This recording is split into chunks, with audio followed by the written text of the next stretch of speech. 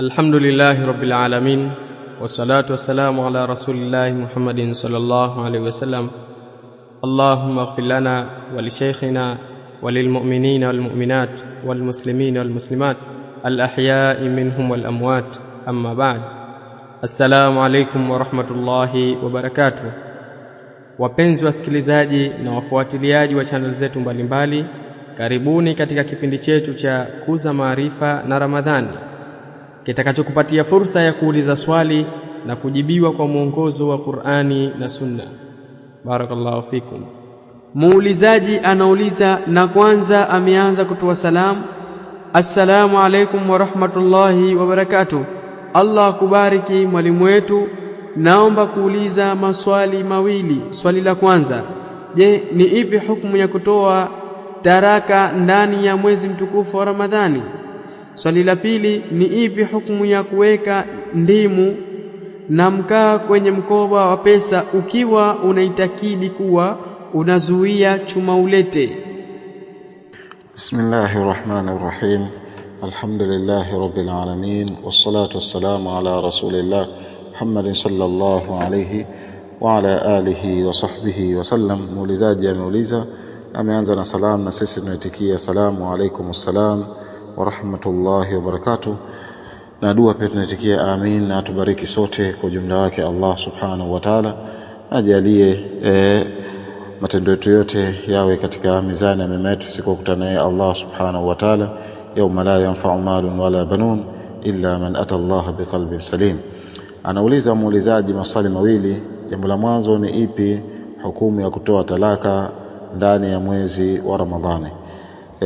Swali la kwanza hili kuhusiana na jambo la kutoa talaka katika mwezi wa Ramadhani, inazingatiwa kwamba mume akimwacha mke wake katika mwezi wa Ramadhani kwamba talaka imetuka, na wakasema wanachuoni talaqu zauja fi nahar Ramadhan, talaka ya kuachwa mwanamke au mke kuachwa katika mchana Ramadhani yaqau sahihan, inatuuka kwamba ni talaka ambayo ilikuwa sahihi inda jamahiri ahli ilmi, mbele ya wanachuoni wengi. Wala farqa fi wuqui talaq baina an-nahar Ramadhan au ghairihi, wala hakuna tofauti katika kutuuka kwa talaka baina ya mchana Ramadhani au katika mchana mwingineo min al-awqat, katika zile nyakati. Kwa maana talaka ikitokezea katika mchana Ramadhani, basi inazingatiwa kwamba ni talaka, kwamba imetuuka na ni sahihi kabisa. Kwa hiyo mwanamume anakuwa amekwisha kumwacha mke wake. Talaka ni jambo ambalo kunatokezea baadhi ya mambo, ndio watu nafikia pahala wanaachana. Sasa ndani ya mwezi wa Ramadhani mpaka ikatokezea kwamba imetokezea hivyo, na maana kwamba wenda mmoja kama amefanya jambo ambalo kwa baya, kwa maana labda mke amefanya jambo kwa baya na vitu kama hivyo, na watu hawaachani tu labda kwa kukoseana katika hali ambazo zilikuwa za kawaida, kwa sababu ndoa siku zote inakuwa na changamoto zake. Ndoa inakuwa ina mambo yake yanatokezea. Kwa hiyo wanandoa wanatakana wawe na subra, wavumiliane, wafahamishane, waelekezane, na wawe ni wenye kwa mbali na jambo la kuachana, kwa sababu ni jambo ambalo ndani yake shetani huwa anachukua nafasi. Lakini sasa mtu anaweza kusema hao mashetani sio wamefungwa mchana wa Ramadhani, vipi hapo?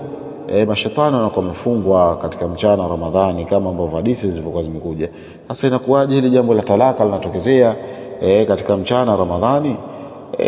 Jambo hili linatokezea kwa sababu ya mambo mengi sana, na zile fikra na yale mawazo shetani amejaza kabla kuingia Ramadhani, na bado zile fikra zinaendelea. Lakini vile vile tuelewe kwamba mashetani wamefungwa, lakini wapo majini ambao wameambiwa, wao wameamrishwa wafanye ibada, na pia na wao wametakiwa wafunge. Allah subhanahu wa ta'ala amesema, ma khalaqtul jinna wal insa illa liya'budun, wameamrishwa wafanye ibada. Lakini baadhi ya wakati wanatokezea vidudu, mtu ima binadamu ambaye alikuwa muasi anamshawishi mume amwache mke, au kwamba mke adai talaka, au majini ambao kwamba walikuwa wao sio katika wale mashetani lakini ni maasi.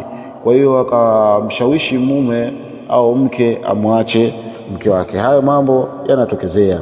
Kwa hiyo ala kulli hal, wanandoa wanatakana wawe makini katika upande huo, na wajitahidi kwamba wajielekeze kwa Allah kwa kushikamana na adhkari, na kushikamana na mambo ambayo ya khairati, ili uepukane na hali hizo ambazo zilikuwa si sawa. Lakini kwa mujibu wa swali ambavyo alikuwa ameuliza muulizaji, talaka ikitolewa mchana wa Ramadhani, basi mke anakuwa ameachika na hukumu yake kwamba ni talaka ambayo ilikuwa sahihi na ndoa inakuwa imevunjika hapo. Swali la pili ambalo alikuwa ameuliza ni ipi hukumu ya kuweka ndimu na mkaa kwenye mkoba wa pesa ikiwa unaitakidi kuwa unazuia chuma ulete. Haya ni masala ambayo yalikuwa hajafundishwa, ni masala kibida na ni masala ambayo yanapelekea katika ushirikina, na Muislamu anatakana kwamba ajiepushe nalo. Bwana Mtume sallallahu alaihi wasallam ametufahamisha namna ya kutatua matatizo yetu, ikiwa magonjwa, ikiwa maradhi, ikiwa kila kitu. Ametuwekea adhkari za asubuhi na jioni, ametuwekea kujielekeza kwa Allah subhanahu wa ta'ala kwa kujitibu kwa tiba ambazo zilikuwa ndani yake hakuna ushirikina. Kuweka ndimu na kuweka mkaa ni jambo ambalo lilikuwa la kibida, ni jambo ambalo kwa sila sawa. Ikiwa kwamba kuna mtu ana tatizo la chuma ulete au kwamba anasumbua chuma ulete, kwanza tunamshauri yeye mwenyewe ajitahidi katika jambo la kujielekeza kwa Allah subhanahu wa ta'ala, kwa kuswali swala 5, kadhalika kuswali swala za sunna, swala ya dhuha, swala za kablia na baadia, akichukua udhu, aswara kamili za udhu, au ni mwenye kusoma Qur'ani, au ni mwenye kudumu na udhu.